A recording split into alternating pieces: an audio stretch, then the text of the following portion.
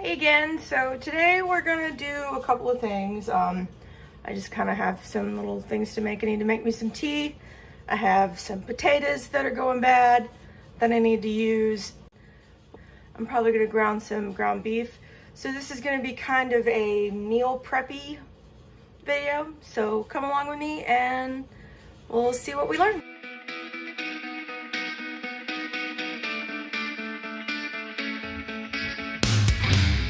All right, so the first thing I'm gonna do is I'm just gonna fill up my kettle with water.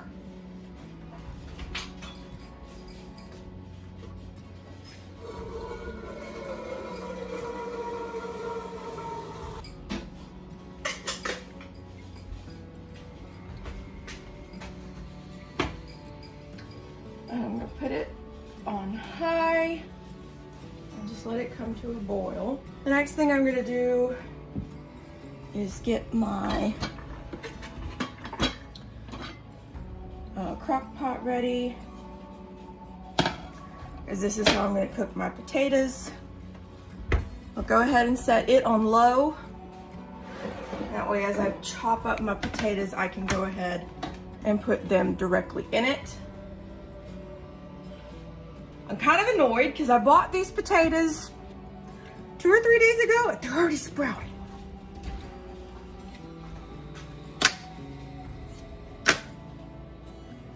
Actually, hold on, because I need to move these over because I am left-handed. And so it's kind of important that I don't hit the bookcase with my elbow while I'm, handling sharp objects. And I'm gonna get me a scrap bowl. All right, so I'm just gonna pull off all the eyes real quick.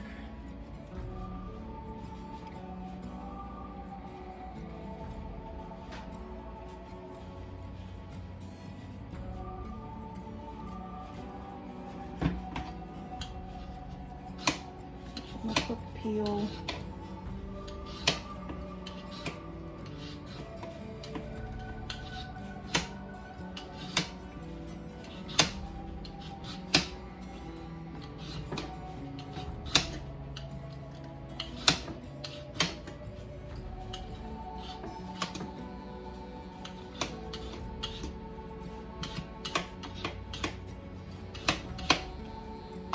Looks like the end's just gone bad, so I'm just gonna cut it off.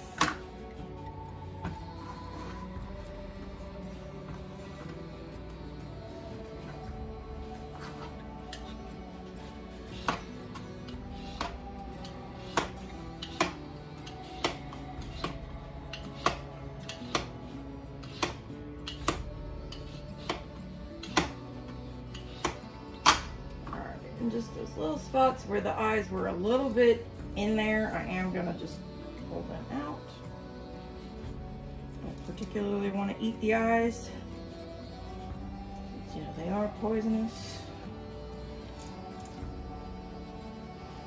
Like the smaller ones that didn't really get in, but like see this one where you can clearly see, he started to kind of do something. Just pop him out.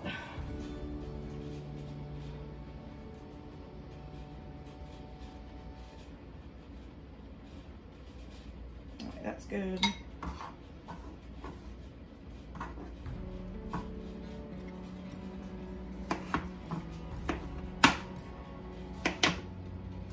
And I'm just gonna kind of give him, oops, I missed his one. Get in there.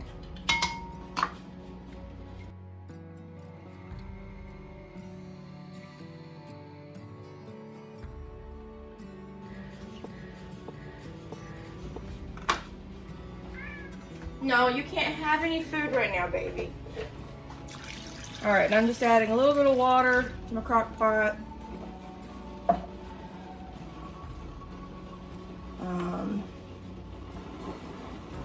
You're almost at a boil, so I should probably go ahead and get that ready. So when I make big gallons of tea, sometimes I do sweet tea.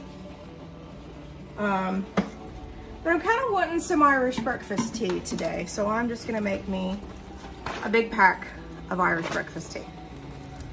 This is just regular Twinings Irish breakfast tea. And I have a cat behind me that is begging for his food, but you can't have it right now, baby. Maybe in a little while. If you've never had Irish breakfast tea, it's a very strong tea. It's a very strong black tea. It's got a lot of really strong flavor in it. I am still gonna add the 1 packet of green tea. Where are you hiding?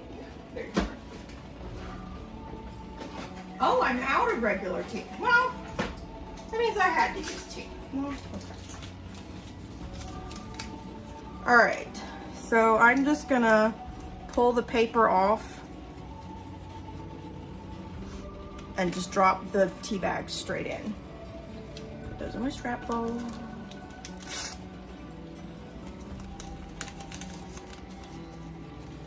And then again, I'm just pulling those off.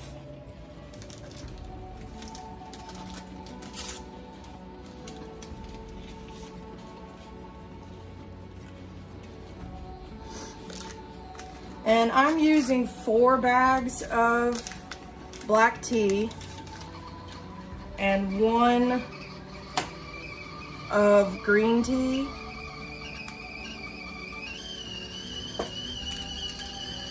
Yes, thank you, tea. Yes, thank you, tea. Water, I hear you.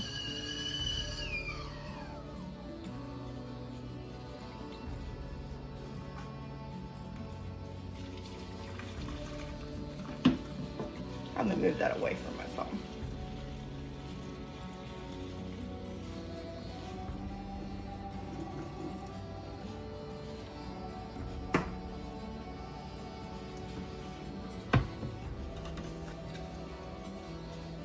So, and then I'm just gonna let this sit for about 5 minutes or so and let those steep. And back to potatoes.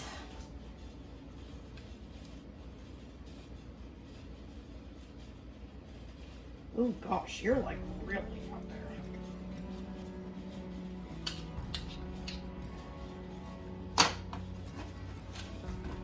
What you doing, Gara? What you doing? No, you can't have potatoes. Nope.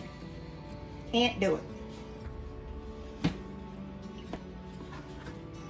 I'm not one of those super accurate cooks where things have to be like 5-inch diameter, this, that, or the other. Yeah, I don't do that. Look here. No, you can't have any food, baby. I'm sorry. You cannot have food. Normally I'm not this picky about the eyes, but since these had already started sprouting, I'm just wanting to make sure that I get them all out.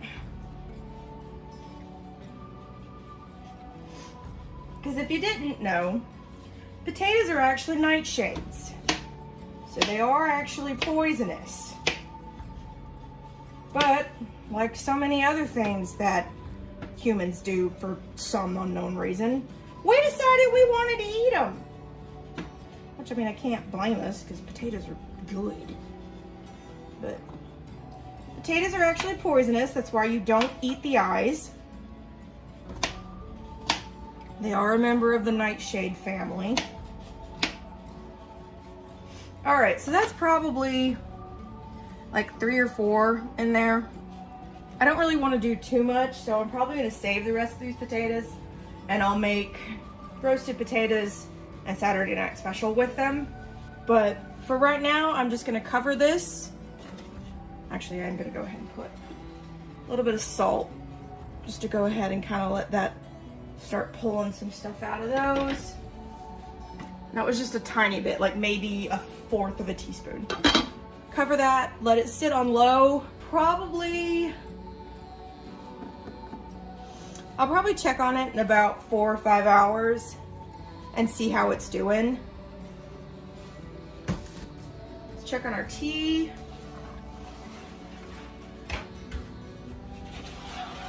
Tea is looking good.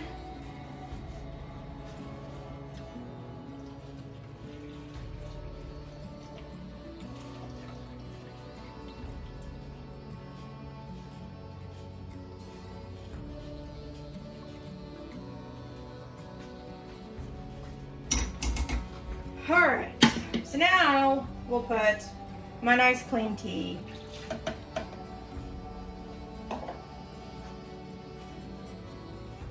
back in.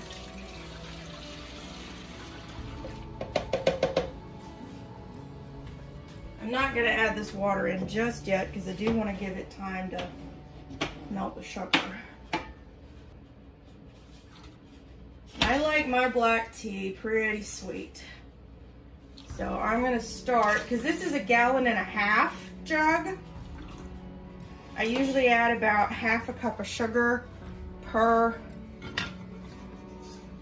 1/2 gallon of tea. Sugar, you need to go back down in there. Hello, go in there. All right. Let it swirl, let it start melting. Dissolve all that wonderful sugar. Again, if you don't like black tea, I would not recommend using Irish breakfast tea as your sweet tea. Just go with regular old Lipton black tea, which is what sweet tea is. If you didn't know, traditional sweet tea is a black tea. I'm just using a tea that's typically served hot instead of one that's typically served cold.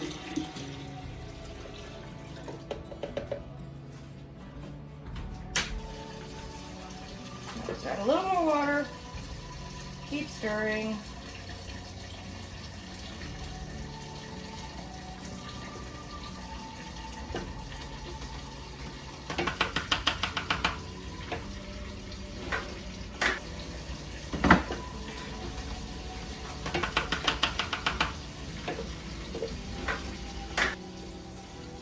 And no, I will not wash my kettle either because, again, all it had in it was hot water.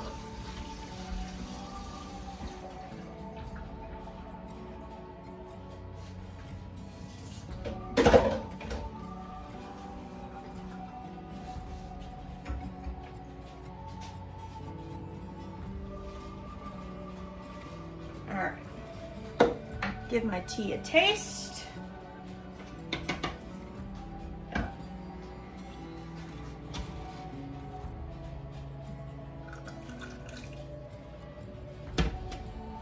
Should have enough sugar in.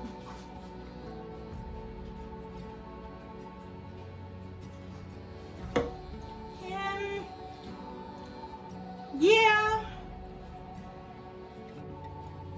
yeah, it's good enough because if I want more, I'll add creamer and make it a creamy.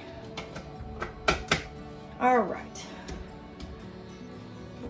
So I'm just gonna put it in the fridge and it's done.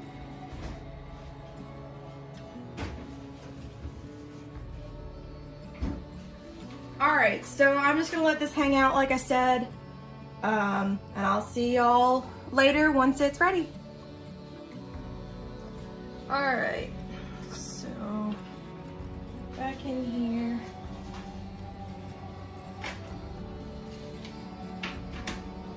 And looks like my potatoes are done.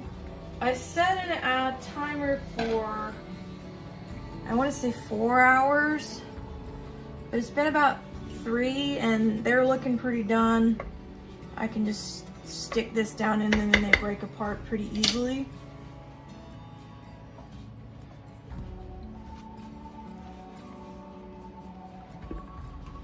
Be right back, I'm just gonna dump these out. All right, turn that off. All right. So for mashed potatoes, I'm very basic. So we have our potatoes, and then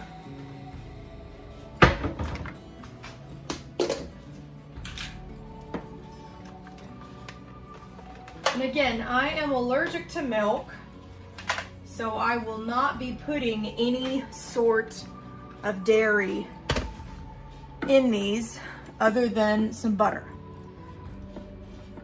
But it's margarine, it's not legit butter.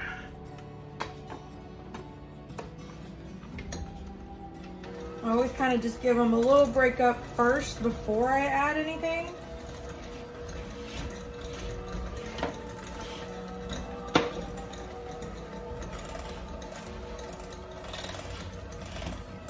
And kind of start breaking them up a little bit.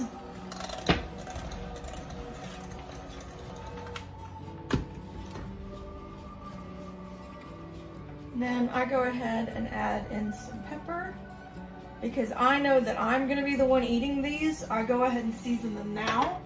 If you're making these for other people, I wouldn't season more than, you know, a little. Because unless you know that they have the same types of tastes as you do, and they're gonna want the same amount of seasoning. But like, this is for me. So I'm just gonna put probably 2 ginormously heaping tablespoons of butter.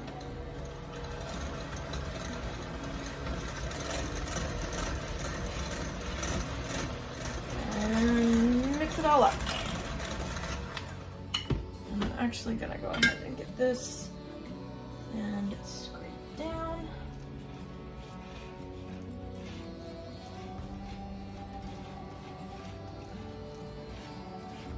So I don't make a giant mess of my kitchen trying to pull those up the sides, which I have done before.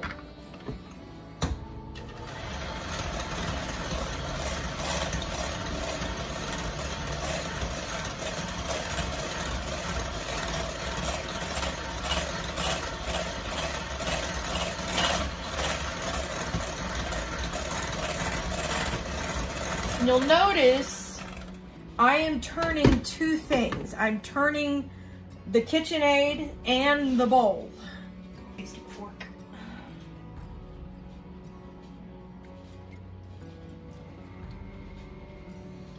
Oh, that's so good.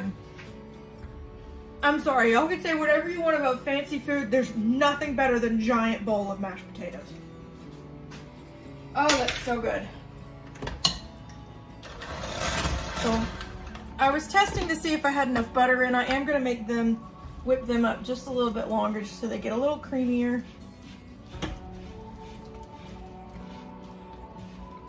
Because again, since I'm not adding dairy, I kind of like whipping them to give them some airiness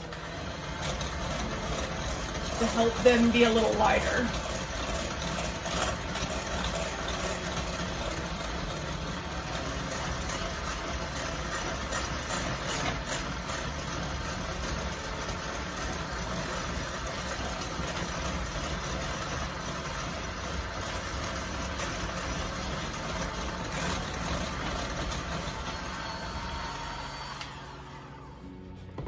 And there's our potatoes done.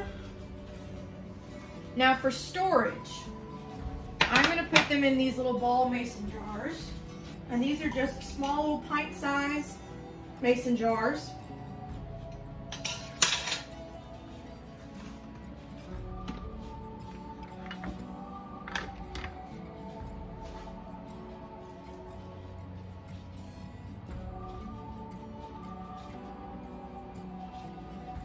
And this way, just like I did with the beef and noodles, now I'll have mashed potatoes.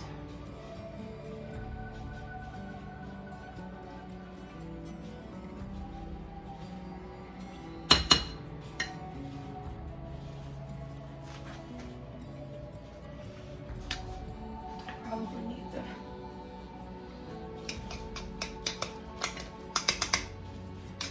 put that in there just to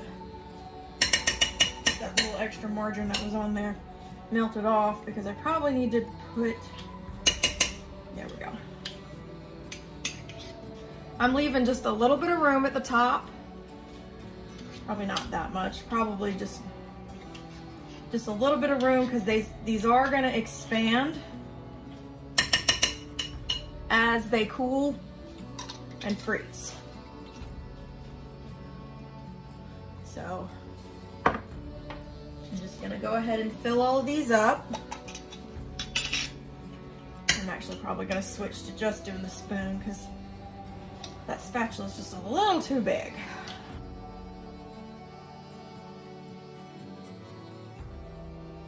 This way, if I want to have some mashed potatoes for dinner, I can just pull one of these little buggers out and reheat it, and I have mashed potatoes.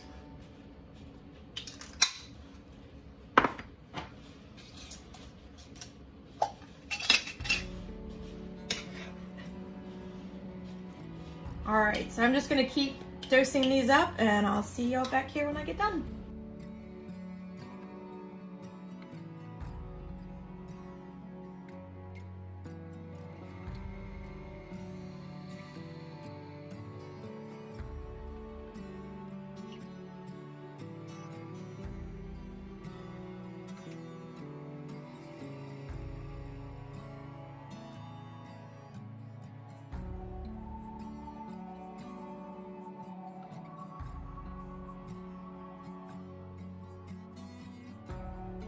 All right, so I got these in here. Now, the next thing I'm gonna cook in my crock pot is gonna be some ground beef. So just bear with me 1 second because I'm gonna have to rinse out my crock pot, and then we'll put the next thing in here. And I'm also gonna clean up just a bit.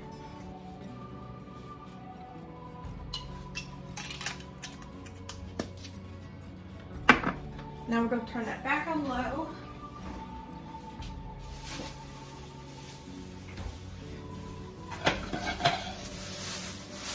And in here I just have 3 pounds of ground beef. Where did I know I still have my knife.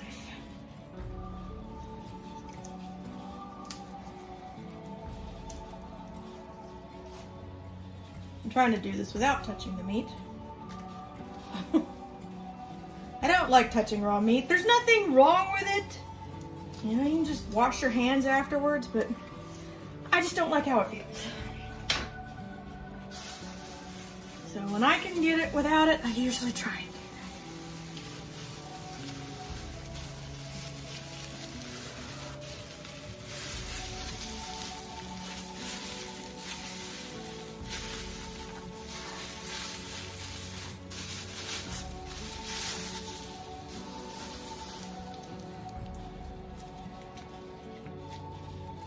And this is, I believe, yeah, 73-27.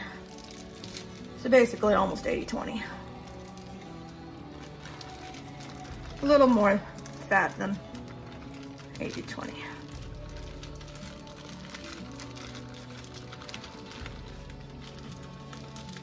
Just get all my beef in there.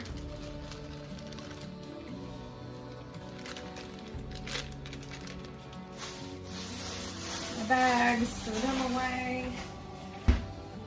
All right, and then I can use this same thing that I just used to dice up potatoes, because just potatoes. And I'm going to just let this brown up. Just kind of break it up. I don't want it in like one solid chunk, because then it'll kind of fuse to the bottom. I don't really want that. So we're just gonna kind of break it up a little bit. I'm gonna add just a little bit of Worcestershire sauce just to give it some liquid to kind of have in there with it. And that looks like a lot, but you have to remember that's 3 pounds of ground beef that I'm seasoning.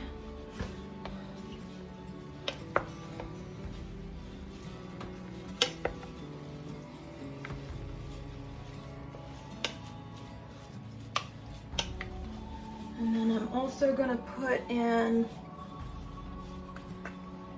some onion powder. Again, it looks like a lot, but you have to remember this is 3 pounds, and I will probably turn this into, and this is garlic powder. I'll probably turn this into like, I'll probably get like 6 or 7 things out of this. Just a little bit of salt, a little bit of pepper.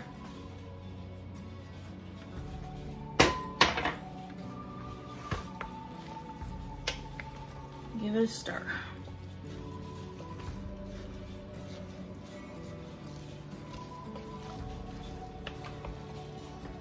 Now obviously as this cooks down, the meat's gonna render a lot of that fat, so there will be more liquid in here, which is why I'm not adding too much liquid. Normally you don't want to put a whole lot of stuff in your crock pot without liquid, unless you know it's gonna create its own liquid as it goes.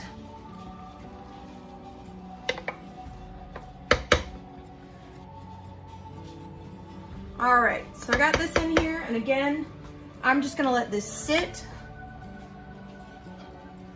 and I'll come check on it probably in 3 or 4 hours maybe, and just see how it's doing. Since it is ground beef, it's gonna take it a little bit longer than the potatoes did, but it shouldn't be too awful long. And I'm gonna put this in here so that I know it was a raw meat cup. But I'll see y'all when I come back. All right, so it's been probably about 3 or 4 hours. So now I need to drain this, but I don't want it to go into my drain. So I'm going to, an easy way to do that is I'm just gonna put a colander inside of a bowl.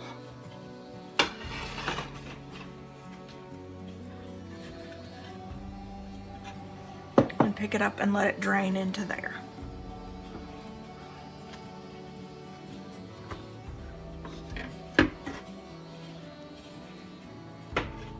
Actually, go ahead and turn you off.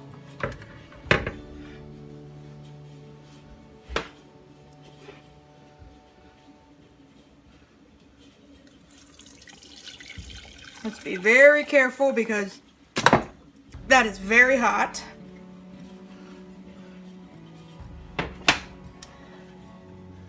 I saw that it came out a little more forcefully than I was hoping. Hopefully I didn't make a mess. Doesn't look like I did. I'm just gonna break this up a little bit.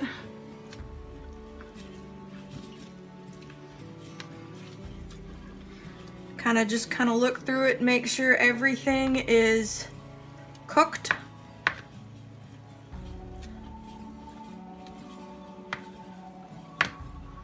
And it looks like it is.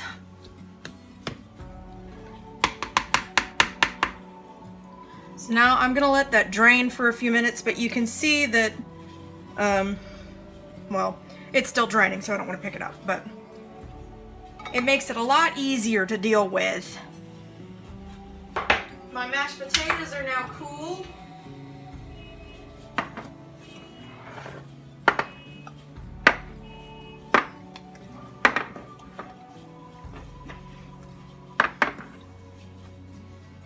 So again, just like I did the other day, you make me nervous. I don't want to burn myself. Go over there. Just like I did the other day, I'm just going to take little pieces of masking tape.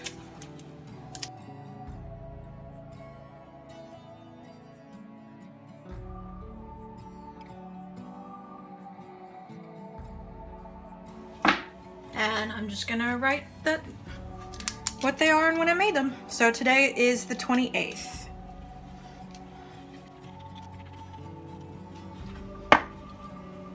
There we go.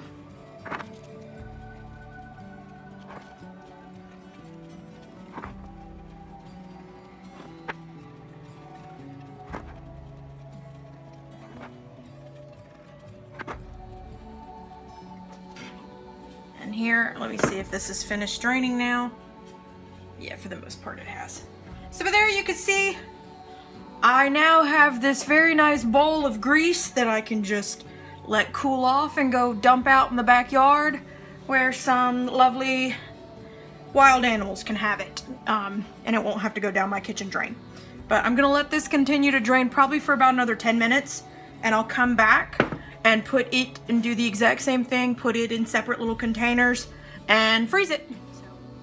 So I do something a little different with meat that I'm gonna freeze.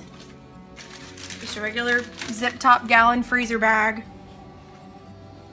So I'm actually gonna put it, I double layer it. So these are freezer bags, quart size freezer bags, and this is a gallon zip top freezer bag. And I reuse these. Whenever I get done with this, I will wash it and reuse it.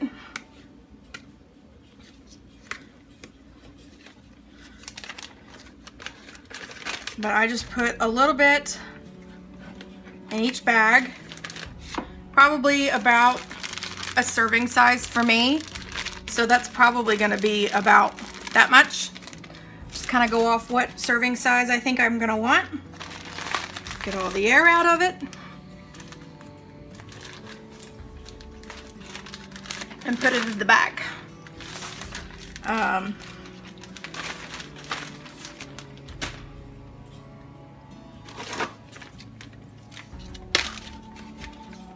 This way, when I want to have something with ground beef in it, all I have to do is go into the freezer, pull out one of these pre-cooked, pre-frozen, pre-separated out amounts of ground beef, and just dump it in. And then I'll wash the bag and reuse it. This saves a lot of time though to have this meat pre-cooked, pre-separated out, because a lot of times your meat's gonna be what's gonna take the longest to cook. So if you go ahead and have it separated out, then all you have to do later is add it to stuff. So let's say one night I'm craving a sloppy joe and I want to make me a sloppy joe. Well, I'll go pull one of these out, defrost it, add my ketchup and my mustard and my brown sugar. I know!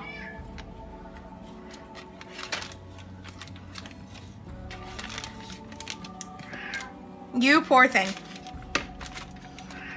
Yeah.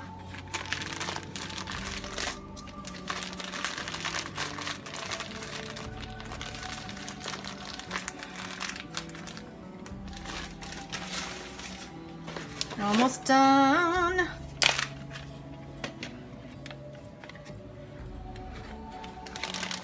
That was a really big scoop. I might just do that as that one and then have one more. Yeah.